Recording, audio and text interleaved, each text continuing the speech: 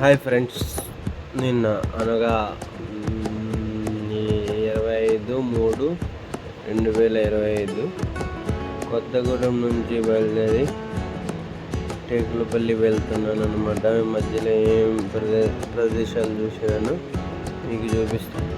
ఇది వచ్చేసి మన ఇల్లందు వెళ్ళే రూట్లో క్రాప్ పంట వేసారు, ప్యాడీ. అక్కడ నుంచి బయలుదేరి ఇల్లందు రోడ్లో ఉంటుంది టేకులపల్లి అనే గ్రామం. వెళ్తూ ఉన్నా, కానీ మీకు ఒకటి చెప్పాలి, కస్టమర్లు ఎట్లా తయారయ్యాలంటే ఈఎంఐ లేదు, కట్టట్లేదు.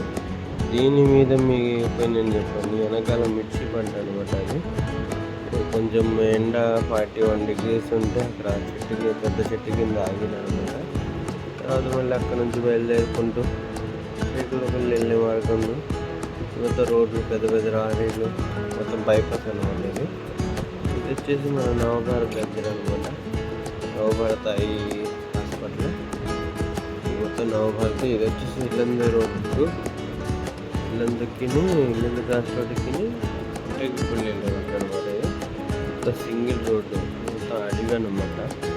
సో కస్టమర్లు మాత్రం డబ్బులు కట్టట్లేదు. ఏం చేయాలో అర్థం కావట్లేదు. వాళ్ళని ఎంత బతిమాలినా, ఎంత భయపెట్టినా వాళ్ళ డబ్బులు ఇవ్వట్లేదు. ఏదైనా అంటే వాళ్ళకి ప్రాబ్లం మనకి అవుతుంది. సో ఇక్కడ నుంచి మొత్తం వరి పంట తెలిసి కామెంట్ చేయండి. ఈ లొకేషన్ మీరు తిరిగితే మాకు తప్పకుండా అయితే కామెంట్ చేయండి.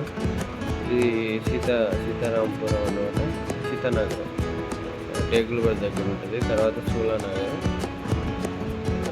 ఈ 4-5 ఊళ్ళు దాటిన తర్వాత టేకులపల్లి వస్తుంది. మిర్చి పంట ఇక్కడ ఒక ఎక్కువ జొన్న ప్లస్ మొక్కజొన్న వేస్తున్నారు. ఇక మధ్యలో మేకలు.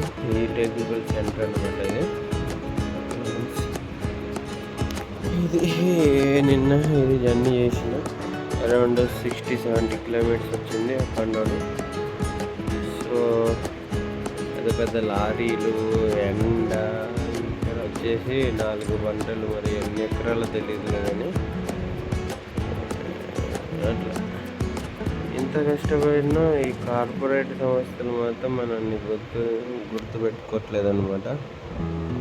సో ఈ వీడియో మీకు నచ్చితే షేర్ చేయండి, కామెంట్ కూడా చేయండి, లైక్ కూడా చేయండి, ఓకేనా? మీరు ఏ ప్రదేశాలు తిరిగారో కింద కామెంట్ చేయండి. సో ఉంటా ఫ్రెండ్స్, ఇంకా ఏం చెప్పాలా, ఏం లేదు. ఇదే కస్టమర్ల తాకిడే ఎక్కువ అవుతుంది అనమాట. అది ఈ ఫ్రస్ట్రేషన్తో వెనకాల నుంచి ఉందనమాట. ఇది టేకులపల్లి దగ్గర కొంచెం ఎండ ఎక్కువ ఉంటే అక్కడ నుంచి. ఓకేనా? Like, share, comment, subscribe. Bye bye.